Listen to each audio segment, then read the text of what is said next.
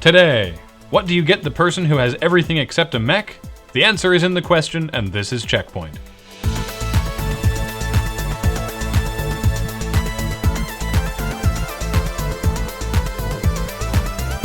Welcome to CheckPoint. I'm back from Casual Connect. What happened to you? Oh, well, I had to sign an NDA, so I can't really talk about it, but let's just say PopCap. Oh my god, good parties. Dive Kick, the fighting game with two buttons, jump and dive kick, cancelled their own fully funded Kickstarter because they got an actual publisher. Yes, the game that started as a joke will now see actual development support. This tells us that the problem with Professor Pigglesworth is too many buttons.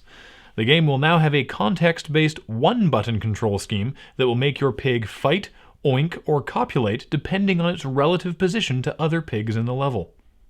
Good news for lovers of indie games this week, as both Limbo creator Playdead and Dear Esther maker The Chinese Room have revealed the first details about their next games. Fans of Limbo's dark atmospheric horror will be excited to see that Project 2 will feature rain in color, a clear upgrade. Meanwhile, The Chinese Room's upcoming Everybody's Gone to the Rapture moves the action from an uninhabited island in the Hebrides to an empty village in rural Shropshire. Both of these games guaranteed barrel of laughs. Tubby Games has announced a new Wii music game entitled Andrew Lloyd Webber Musical: Sing and Dance. Featuring 32 tracks from 13 Webber musicals, the game will have 3 different modes: career, sing, and dance.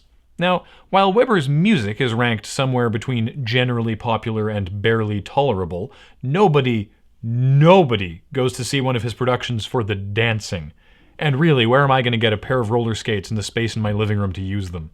IO Interactive and Square Enix have come up with a unique way to market the upcoming Hitman Absolution, a downloadable sniping game, the catch being you can only play if you've pre-ordered Hitman Absolution.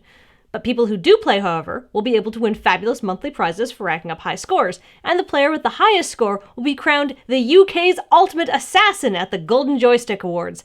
That's a title you want linked to your name online for the rest of your life through copious media coverage and a Square Enix marketing push. That will never give you any problems crossing borders whatsoever. Now, as we all know, video games are nothing more than training simulators for flying planes, shooting people, or abusing turtles.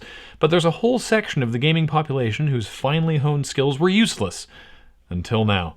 Japan's Suidobashi Heavy Industries is releasing the Koratas, the first retail-ready personal mecha.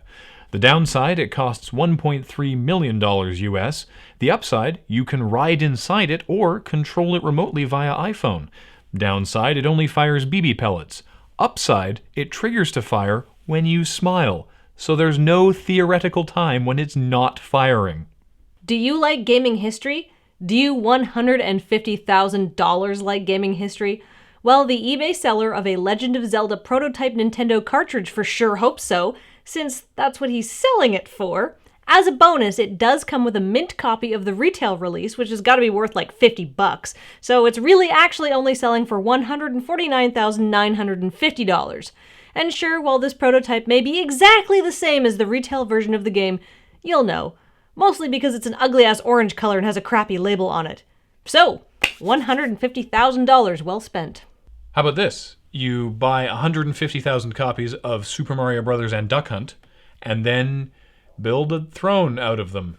Oh no, I like that. It's not a throne of video games. It's an installation art piece, and then you sell that for $300,000 because it's a commentary on the place of video games in modern life. Yeah, send me money. Conceptual artist. Nice.